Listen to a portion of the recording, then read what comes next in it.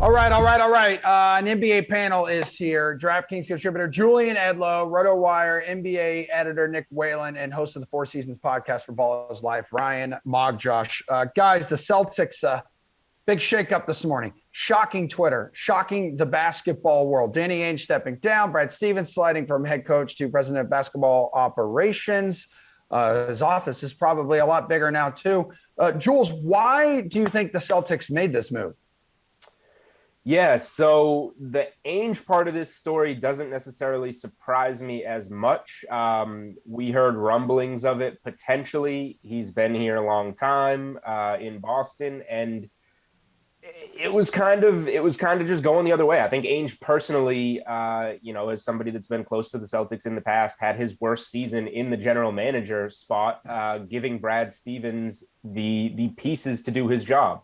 Something like a Jaylen Brown injury is unfortunate towards the end, but they weren't going to beat the Nets anyway. It probably still would have been a 5-game series, to be honest. So that lack of depth that Ainge gave to Stevens, I think, helped kind of push things this way. The surprising part is that Brad Stevens is transitioning from coach into the front office.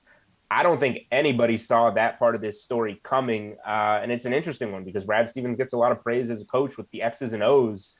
But what he gets knocked for is that he's not a player's coach and he might not demand the type of respect from a guy like Jason Tatum.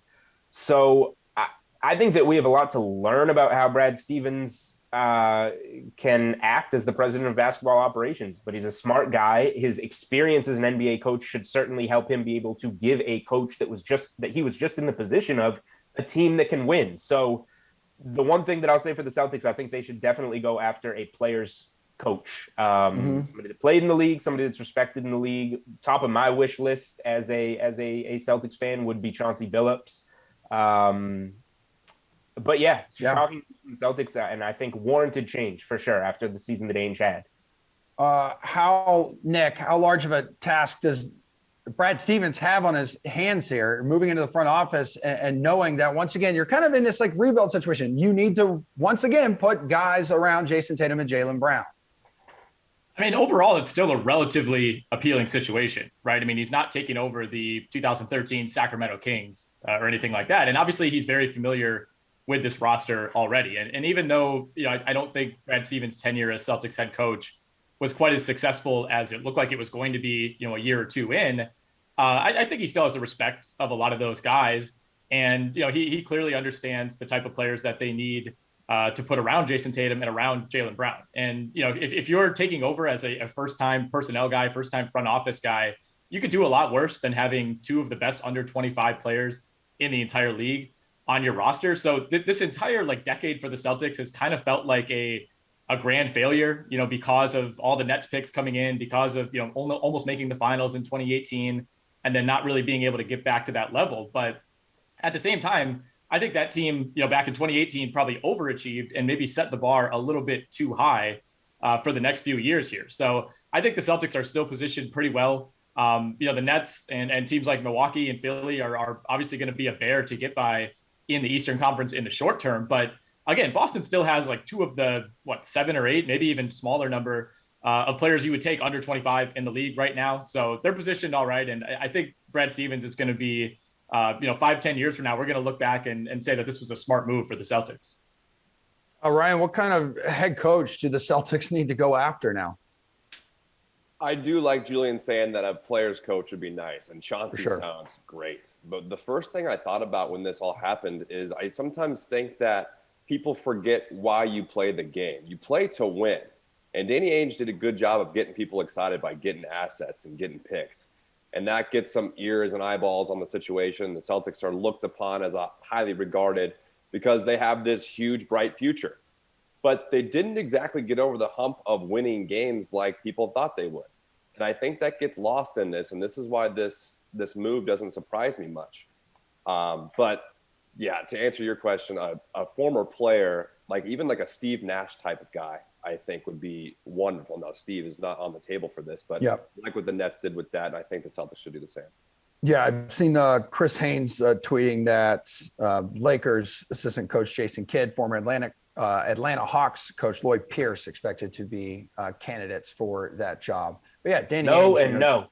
Okay. All right. There we go. From a green teamer himself. But, Danny Ainge, at least Jules now, you don't have to worry about, every offseason Ainge almost trading for an all-star and then telling the media about it. It will be fun to get rid of that narrative. But Brad Stevens did learn from a long time, his only GM partnership in the NBA, how to do that. So hopefully he starts off by not doing that. All right, guys, NBA best bets now. Let's break down some of the available bets for tonight's NBA playoff games. We got 4 to talk about. So let's start with the Wizards and 76ers here. Philly has a second chance to wrap up the series and are favored by 6 to do just that. Do you think Philly ends it tonight, Jules? I'm glad we opened up spending some time on the Celtics because these games are tough to give many thoughts about, honestly. We get through all these injuries in the regular season, and it's like a breath of fresh air, like, oh, all right, finally, everyone full strength in the playoffs. We won't have to figure anything out. And now we got all these big-name guys not playing in big playoff games. Philly was up 11 in that game and blew it, and Washington came back, and it had a lot to do with the biggest mismatch on the floor in that series by a mile is just Embiid against the Wizards' bigs or lack of bigs. So I think Philly's going to struggle in this game. I think that at home they have a much better shot to close it out than, a ruckus crowd in DC kind of pushing that series. But I would not lay the points with Philly in this situation. If you made me pick a side, I would take the points with Washington. I think this is going to be a grind. With no Embiid, Washington's got to be thinking all we got to do is push this back. And now it's 3-2 and we get a home game to push this to a game 7. So I think this is going to be a very tight game. All right, so no Embiid, Nick. What's that do for you?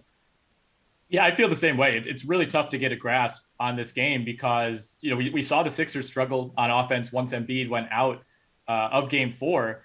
And, it wasn't like Russell Westbrook had this fantastic game. In fact, I think he had probably his worst shooting game of the playoffs and one of his worst efficiency-wise playoff games of his career. Brad Beal wasn't that great in that game, and the Wizards were still able to win relatively comfortably. So if I'm the Sixers, that's a little bit scary to me that it didn't take a Herculean effort from the Washington Wizards to pull out game 4 without Joel Embiid. So, it's going to take a better effort from Ben Simmons, a big game probably from Tobias Harris. They're going to need, one of Danny Green or Seth Curry to really step up and hit some threes. But it's kind of a lot to ask. I mean, this team is built very heavily around Joel Embiid, and that's totally fine when Joel Embiid's healthy. Obviously, you want him to carry that team, but all of a sudden you remove a guy like that, and when you've played 60+ games, depending on that guy to be your hub really on both ends of the court, it could be tough to adjust, on a dime like that. So you have to think Russ and Beal are not going to go 12 of 42 from the field again. And granted, they might not go 20 of 24 at the line like they did in game 4, but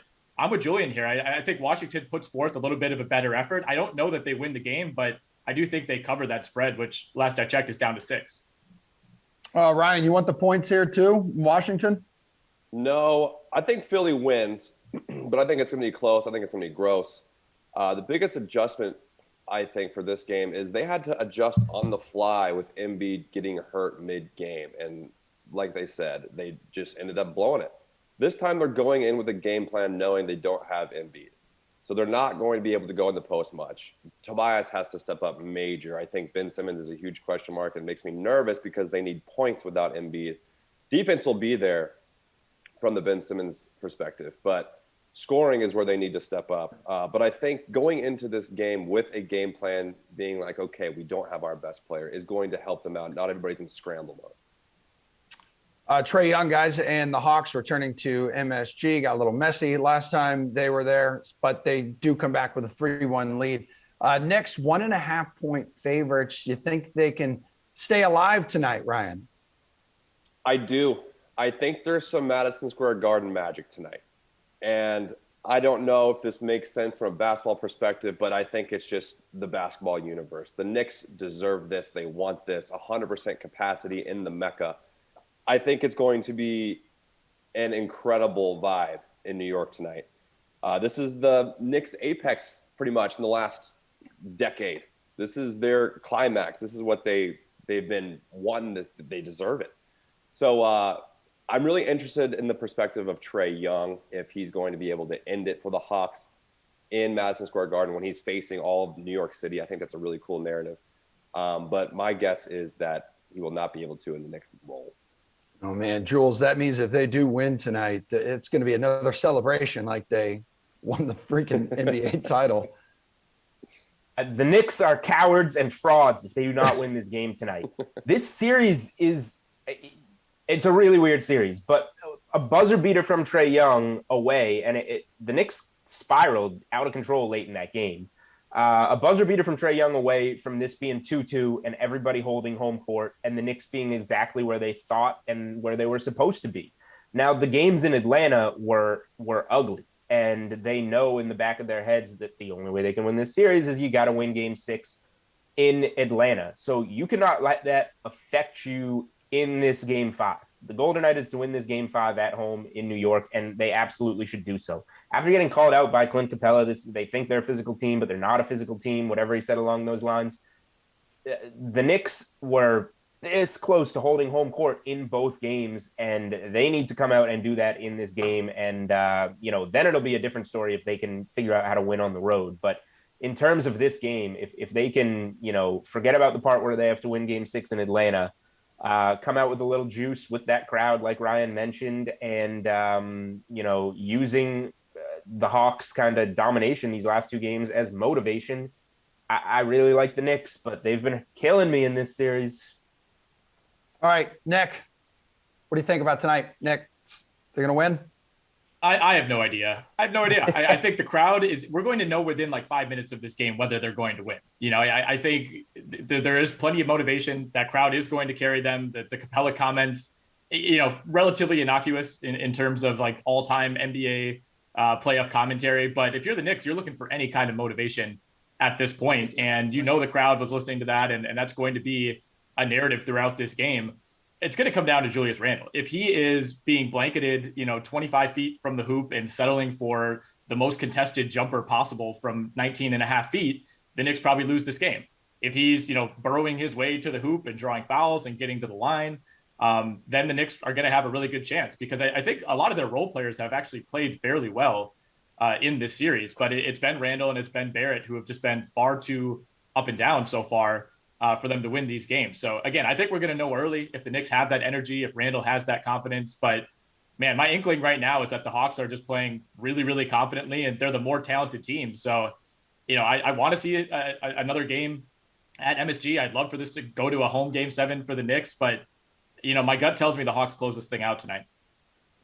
Guys, we're running a little tight on time, so I'll just combine the final 2 questions here. Just tell me which West game that you like the best tonight. So Mavs Clippers or Memphis Utah. Ryan, go ahead.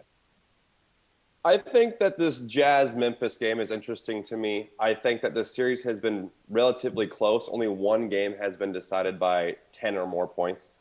I think Donovan's slowly but surely getting back to his usual. 8 for 22, you'd like him to shoot better than that, but I really like Conley. I think Conley needs way more than 6 shots that he took last game. When the ball's in his hands, he's very steady Eddie. Great decisions happen when he has the ball. So I think if they mix a little bit more Conley in tonight, this game will be close, but I think I think the Jazz end it. What stands out to you between the 2 games out west, Nick? Yeah, I mean, in terms of the betting, I do like what Ryan said. I think Memphis will be able to keep this close. I'm surprised that it's 9.5. I know Utah is starting to look a little bit better. But, Memphis is just emerging as this team that's really, really difficult to beat, even though there is a talent disparity here. They seem to know, like, every single player on that team knows exactly what their role is in that rotation. And they've kind of narrowed things down. Brandon Clark is completely out of the rotation. Justice Winslow's out of the rotation. They have their 7 or 8 guys that they trust, and all those guys seem to play really well together. And I think we're going to look back and, they probably end up losing this series in 5 games, but it's going to be, one of those kind of feel good series for Memphis where you look at it and say, this was a really good learning experience and something that ended up propelling them to more success, whether that's a year or 2 or 3 years from now. But I think they cover the 9.5 tonight. I think Utah wins the game and closes the series, but I think this game looks a lot like most of the other games in this series where the Jazz are in control, but every 5 to 10 minutes, Memphis makes a run and then all of a sudden it's down to 5 or 6 and then it's back up to 10. But I really like what I've seen from the Grizzlies so far overall. All right, Jules, what do you like out of the West games? Yeah, the Clips were dead in the water. Give me the Clips. they found the adjustments. You thought it was going to come in game 2 after the game 1 loss. It didn't. Thought they were done. They figured something out. And I think this is going to go, 2 for the Mavericks to start it off, and then a sweep from there, essentially, for the Clippers. So give me the Clippers tonight. Give me the Clippers in 6. If you want something in the other game, let's ride the Dylan Brooks train. Dylan Brooks over 21.5 points is even money. That one's been cashing pretty much every game.